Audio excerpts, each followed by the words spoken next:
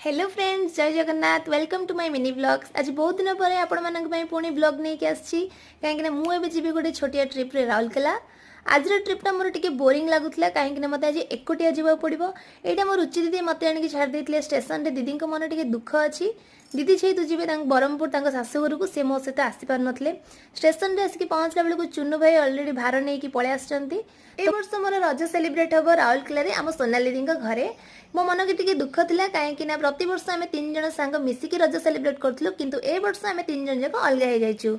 Finally ये मो train छाड़ देता और मुझे सका पहुँची जाइए राउरकेला स्टेशन रे। जीजू सहित घर को जाइए।